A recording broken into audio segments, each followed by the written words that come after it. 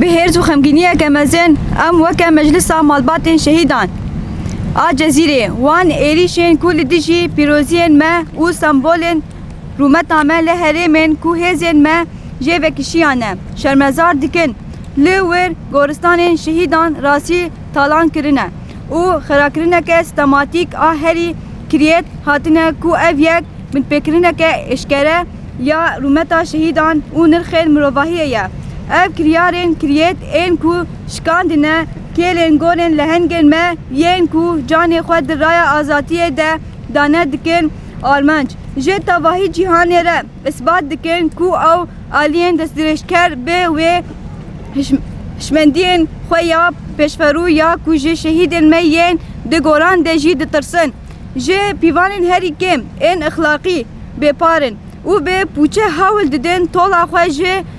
میرسا برخوادان هلینن ام تکس دکن کورو متا شهیدن ما خطا صورة هر وسا ام بانک لجواکا نافنتاوی و رخصتن مافن مروفان دکن کووان من بکرنان بلگر بکن و پرپسیانان جزا بکن ام لبر جان شهیدن خواه سون دخون کو خراکرنا کفرن گورن وان و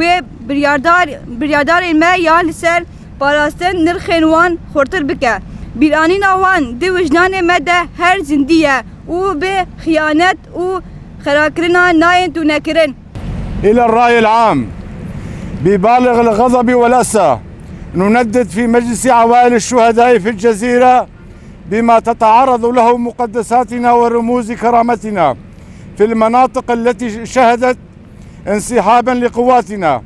حيث تعرضت مزارات الشهداء لأبشع عمليات النهب والعبث والتخريب الممنهج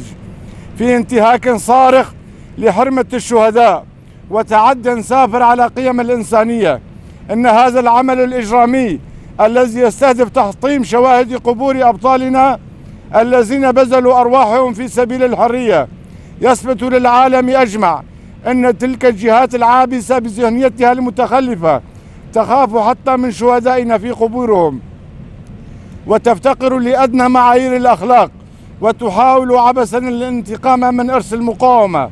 ونحن إذ نؤكد أن كرامة شهدائنا خط أحمر، فإننا نناشد المجتمع الدولي والمنظمات الحقوقية بتوثيق هذه الانتهاكات ومحاسبة مرتكبيها، معاهدين أرواح شهدائنا بأن تخريب مزاراتهم لن يزيدنا إلا إصرارا على التمسك بقيمهم، فذكرهم خالدة في وجداننا ولن يمحوها غدر أو تخريب. شهداؤنا أحياء في قلوبنا. مجلس عوائل الشهداء في الجزيرة 7/2/2026.